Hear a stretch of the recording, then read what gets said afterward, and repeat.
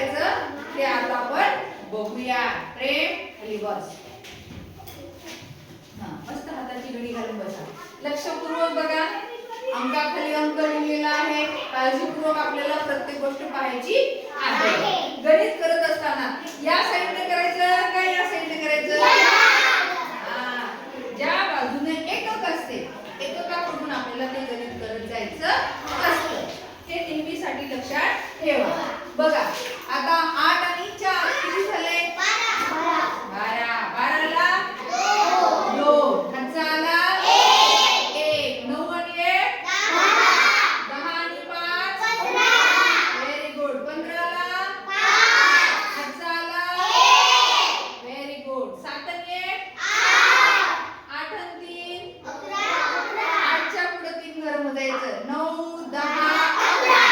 बरोबर. 11 ला 1. हातचा आला 1. Very good. 6 आणि 1 7. 7 आणि 8 15. 7च्या मागे 8च्या मागे 7 असते. मग हे 7 आणि हे 7. 7 आणि 7 14. 1 राहिला. 14 आणि 1 15. असं करायचं. म्हणजे 7च्या समोर 8 घर मोजून बसायचं का? म्हणून असं करायचं. 15. 15 ला 5. हातचा आला 1. आता इथं काहीच नाही आणि हा 1 आहे. म्हणजे 7 आणि 1 8. बरोबर आहे. पुन्हा 5 आणि 4 9. बघा किती सोपं आहे. 4 आणि 3 4 आणि 3 किती झाले? 7. छान. 5 आणि 3 8. 5 आणि 3 8. 9 आणि 7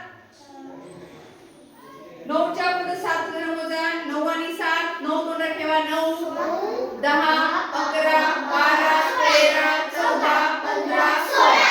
कळलं? 16. 16 ला 6. हातचा आला 1. 6 आणि 1 7. आता बघा 8च्या मागे किती असते? 7 असते.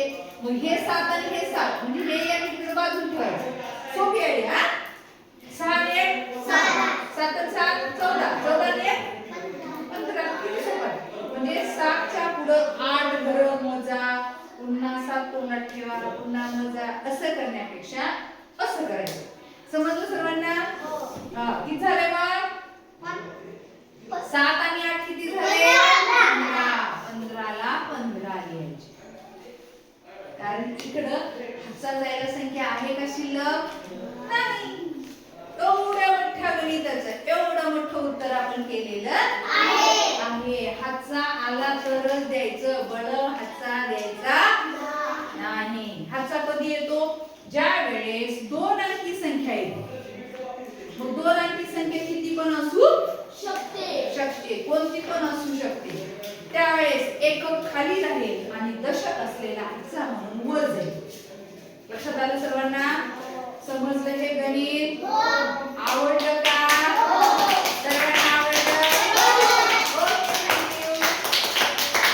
आता इथंच मी तुम्हाला 10 अंकी एक गणित देणार आहे. तुम्ही कोणाचंही न पाहता प्रत्येकाने वेगवेगळं गणित मला करून दाखवायचं.